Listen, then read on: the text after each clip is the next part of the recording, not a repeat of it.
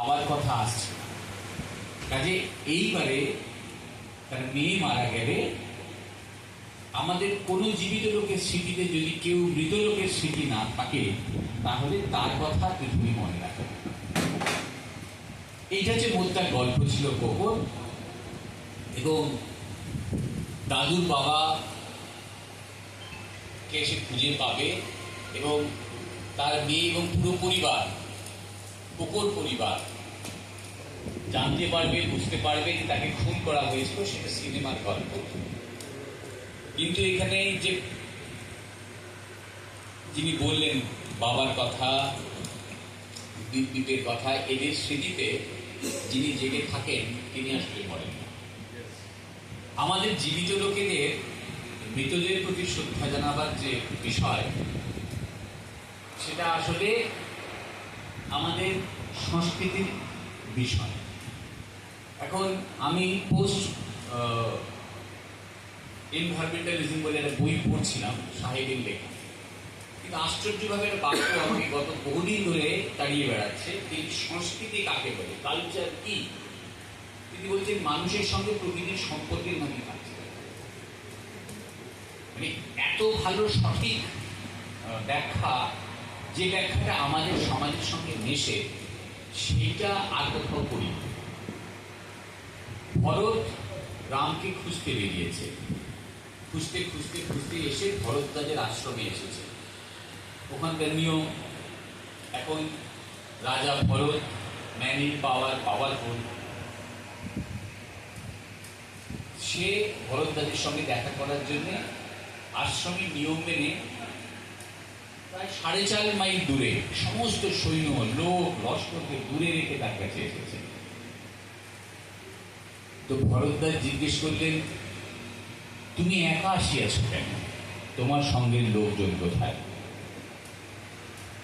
তো যে রাজা, এখন তো ভরত রাজা, রামের অবর্তমানে রাজা উত্তর দিচ্ছে, আমি ওদেরকে দূরে রাখিয়াছি মহাত্ম, তার কারণ আশ্রমের পরিবেশ আমাদের এড়াইয়া চলা উচিত।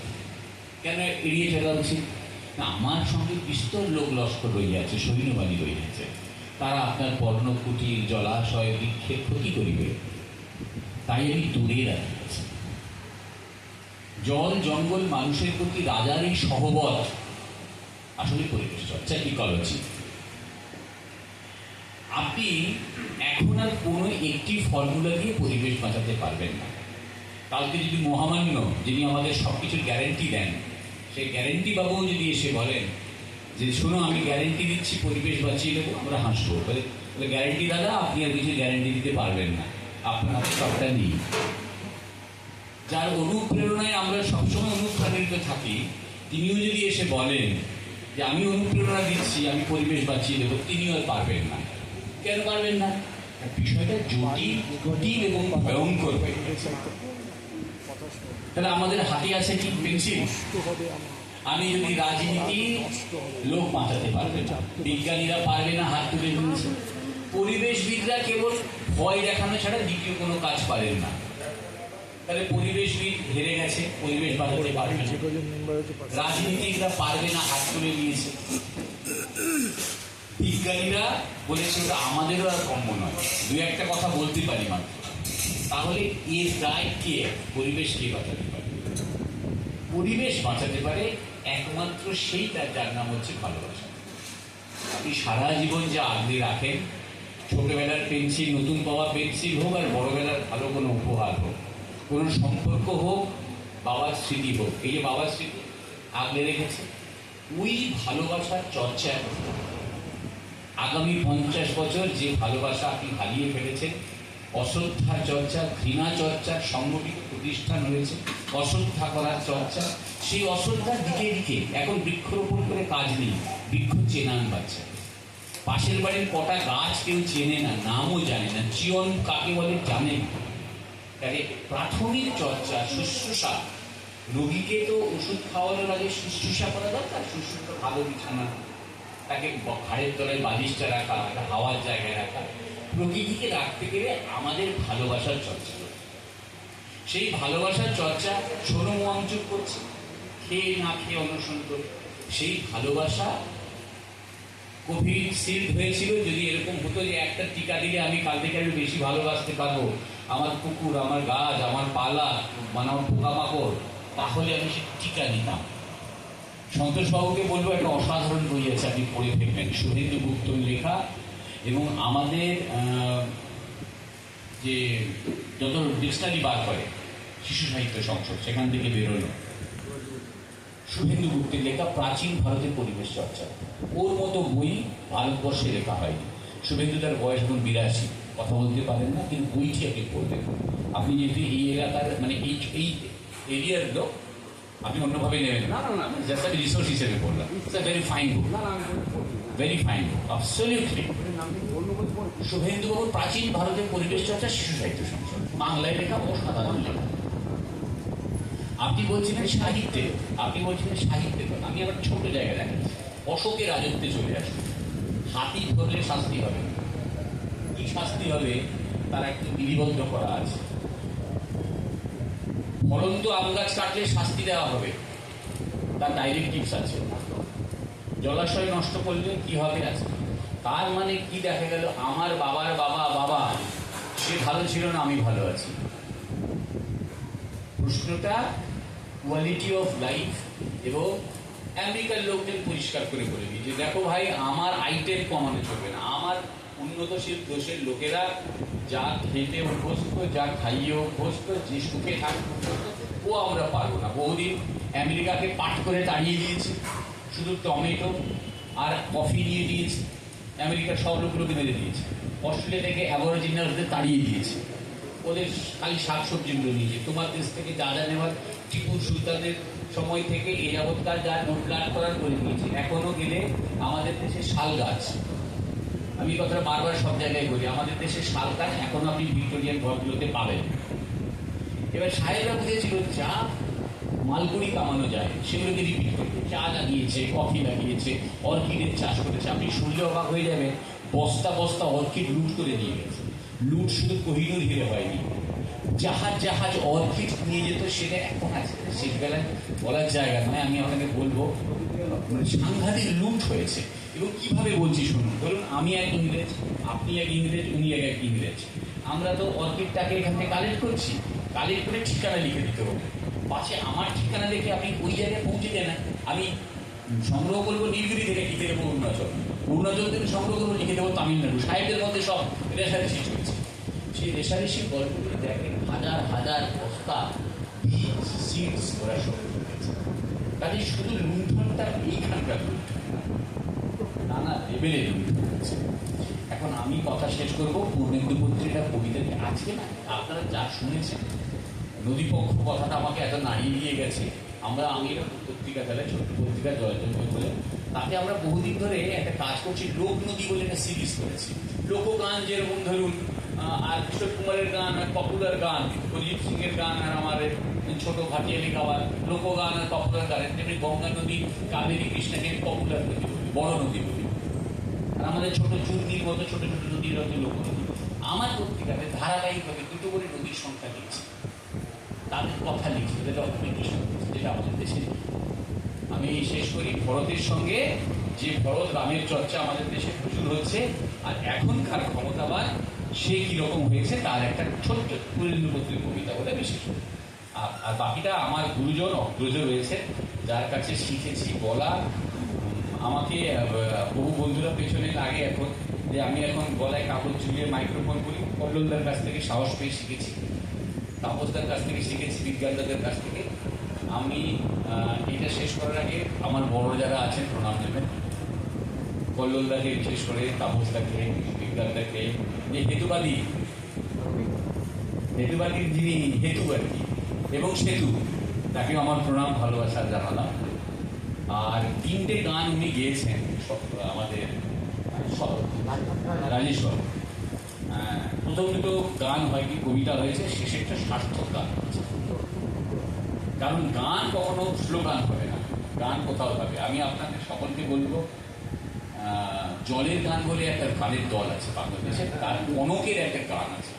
আমি কনকের গানটা শুনেছিলাম বহুদিন আগে।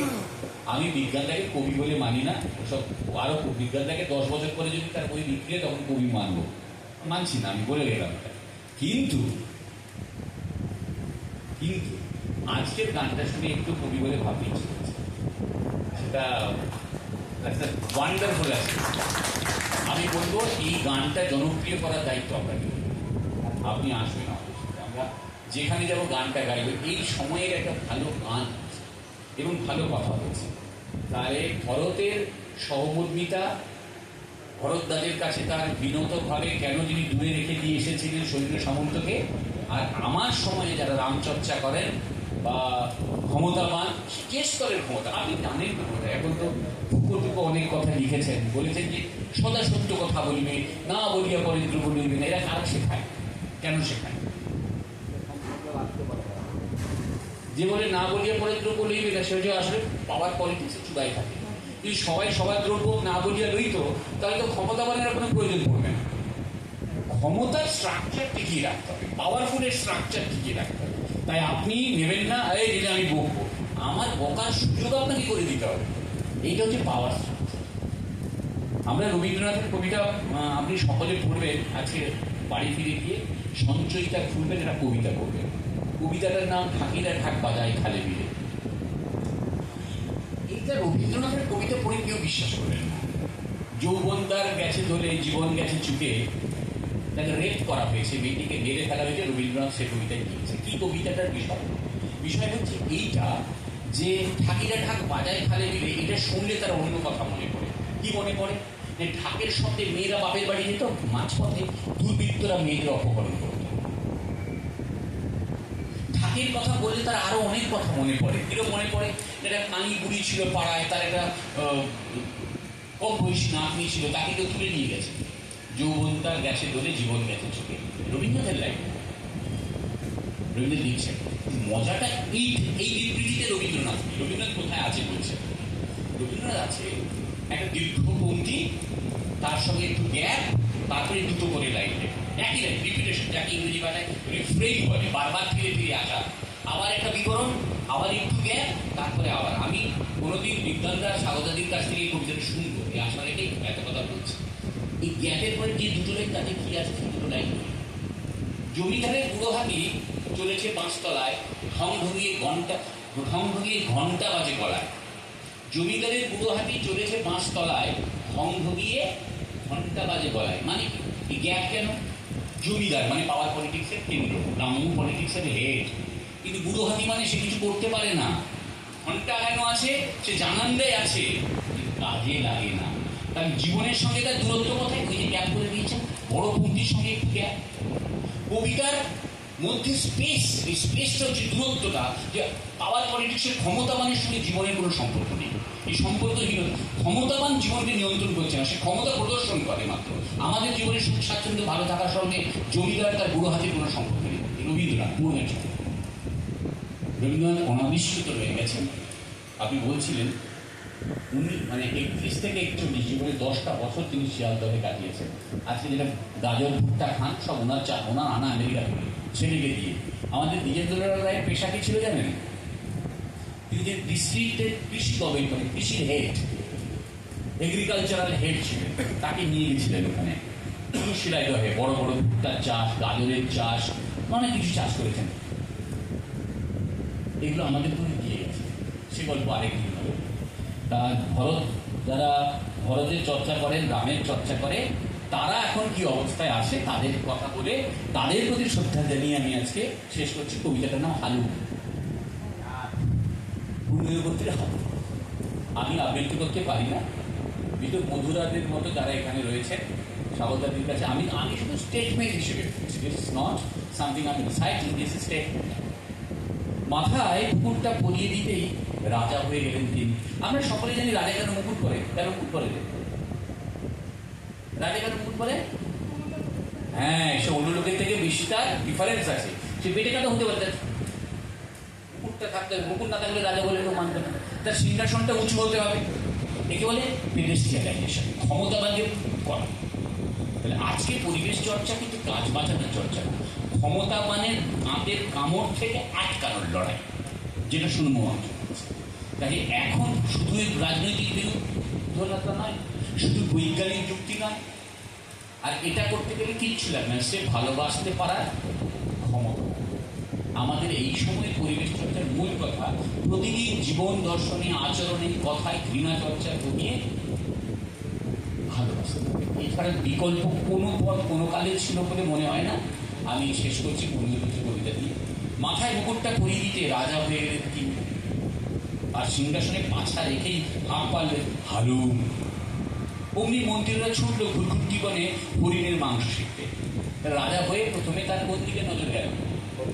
প্রাকৃতিক ধনসম্পদের দিকে গেল, হরিণের মাংস শিখতে। সেনাপতিরা ছুটল খলখলে সমুদ্রে, ফিস ফ্রাই সমুদ্র।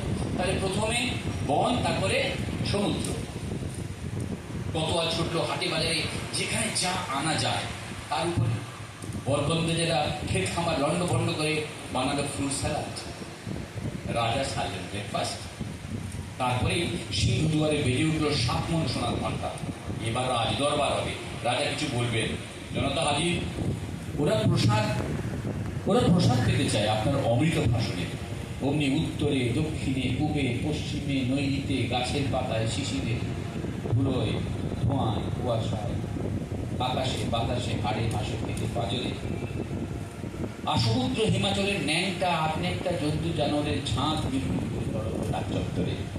আর গর্জন করে উঠল 750 অ্যাম্পলিফায়ার হালুম। আসুন এই হালুমের বিরুদ্ধে আমরা নীরব থেকে প্রতিবাদ জানাই। সকলের নমস্কার।